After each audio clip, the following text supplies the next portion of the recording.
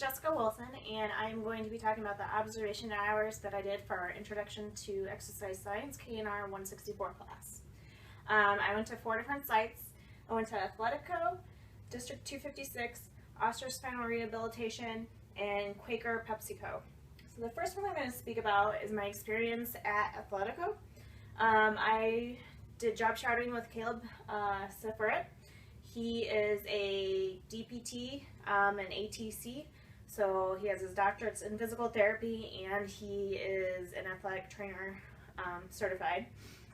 So his motivation for going into the field was based off of experiences that he had in college and high school. He had a friend with disabilities that he had to take 2 physical therapy appointments, got him into the field. He knew straight off right into college that he wanted to work for his physical therapy degree, and immediately went into grad school and got that. So at the clinic, we saw a bunch of different people coming in for various injuries. There was surgeries, outpatient surgery rehabilitation, so several knee replacements, shoulders, and hips. It was very interesting to see how they individualized care plans for patients. For example, we had 2 knee replacements, and due to different circumstances, for example, one patient just had a little bit of difficulty with stairs, and otherwise in the home was just doing basic house care and some gardening, where the other patient was doing pretty well in the rehabilitation, but also liked to play recreationally, like tennis, racquetball, and did golfing. So the individualized care for them was slightly different because they wanted to make sure that the patient that did other recreational sports had enough strength and the ligaments are strong enough to support that knee for lateral side-to-side motion, where the other patient, that wasn't the priority. Otherwise, they did a lot of the very similar types of physical therapy for both people. And it was very interesting too. We had a patient that was in for workman's compensation and had a shoulder injury that needed surgery and was rehabilitating from that. So the surgery had happened almost a year ago, and it has taken this long just for this person to almost get off of workman's comp and be returned to work. The person's coming in 5 hours a day, and they had to simulate working conditions. It was a very physical job, and because they didn't have the actual indoor conditions as this person has on their job site, they had to improvise and make up different moves and maneuvers that the person could do in the physical therapy office and setting. So it was very cool to see how they could adapt to that and make that work for their needs. So it was a very fun experience. And then the other thing that I got to see them use was the Gastron technique. So this is used for soft tissue injuries. It helps break down and heal the scar tissue and helps with full range of motion. You do have to be licensed as a physical therapist or physical therapist assistant, occupational therapist assistant, or chiropractor. So you do have to be shown as have a degree and be a clinician in this type of settings before you can take classes to get certified in using this technique. And then one of the other places I went to was District 256, Farmington High School. There I shadowed with Justin Begner. So Justin got his associates in general sciences and then went on for his bachelor's in kinesiology and recreation. And then he continued on while he was working at Farmington High School to get his master's in educational leadership type 75. His motivations for going into the field is he had played sports and been an athlete all through high school. He knew he wanted to keep up with health promotion, physical activity, and wanted to get involved with coaching in high school. So he currently works now with helping set up the programs, structuring the PE classes. He coaches the softball team there, and apart from that, because he is in a school setting, the hours are very traditional, and summers are off, he's able to also have side time or part-time side business of his own. So that's kind of cool that he just has that freedom and ability with the summers off. And then PE has drastically changed from what PE was when I was a kid. They're now doing what's called enhanced PE, so there's more promotion for physical education and wellness.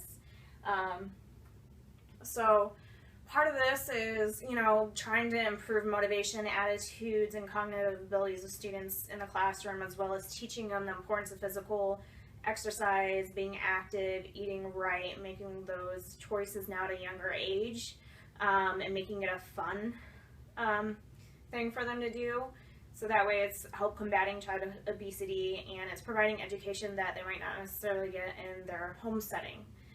So it's really different to see how that has changed, because I remember when I was younger, it was just kind of like go in, hey, we're going to learn the rules for badminton, we're going to try badminton, and then now we go to a new thing, and now there's more with nutrition, which we never had nutritional information in school. So there's a lot more going on with that than I even realized was currently happening today, and it was very exciting to see that. And the next place I went to, I was at Spinal Rehabilitation, and I followed with John Solowski. He is a licensed chiropractor and has been for 8 years.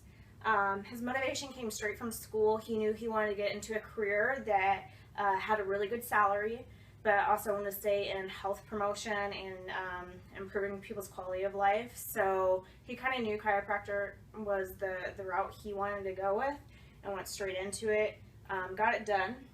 He does work in an office with other chiropractors, so we talked about this a little bit. It is different than running your own business. There's a lot less stress because you are working with other chiropractors, but at the same time, you can't just take the business the way you want to take it. You have to, everybody's kind of got to be on board with everybody else. You have to agree on office hours and how much clients you're going to be seeing, and just your overall principles. So if you want to go off in a way different direction, he can't do that on his own without, consulting with his other practitioners and making sure they are all on board with that idea. So there's a little less freedom of choice as far as how he would want to run the business himself, but it also takes a lot of stress off. It's good for patient load. And we would witness a bunch of different people coming in for various complaints, from, pinched nerves to coming in from rehabilitating after accidents, car accidents, falls, that type of thing. Main goals, were to address their specific complaints, to cause a reduction in pain, help them in mobility, and make sure to provide maintenance and correct spinal alignment for individuals. One of the things that was very interesting that we talked about was how there's basal ganglia in the spine, and chiropractors spend a lot of time learning how to correctly manipulate the spine, in part to hit these basal ganglia. And these are a group of nuclei, and they directly affect motor function. So in some of their specific techniques for manipulating them, they can hit that and then cause an inhibitory response, and then cause more relaxation of muscle tissue in that area, and reduce stress, tension, and then it also then leads around to other organs and other areas that could be, if that's innervated or activated, could be causing issues with that. So it's kind of interesting to hear the explanation of that, and just that there was an overall sense of well-being of helping patients get back to being more mobile and active in their lives. Treatment ranges depending on the severity of the issue, and posture. Obviously the goal is really to correct posture and get it as normal posture as possible. It's not always feasible with all patients, but to just improve it and get it better. So treatments, usually there's like 12 weeks that they'll initially start out with, depending, it can vary more or less based on the patient themselves, starting out from 2 to 3 times a week, and then slowly reducing that down to eventual just monthly maintenance care. So then the next place I went to is Quaker, and here I shadowed with Erin Beatty. She's an athletic trainer. She went to ISU and got her bachelor's in exercise science, and then went on and got her master's in athletic training. Her motivations came from the fact that she was an athlete in college. She ran track, specifically she was a sprinter, and she did pole vaulting. So she was always involved with athletes in that field, saw injuries, and she knew that she wanted to get into athletic training. So she has previously worked at Athletico with their volleyball training center as an athletic trainer. And she said with that job, the hours are really odd. She had to work a lot of nights and weekends, and put in a lot of extra time, and not always be compensated because of salary. And she did that for many years, and eventually she was just to the point where she's ready to have more normal hours. So at this current job that she works at, She has more regular hours. Sometimes she does have to vary them depending on if there's an injury at work. So her current responsibilities involve assessing work risks and ergonomics, as well as treating work injuries and providing proper documentation in case it is a workman's comp issue.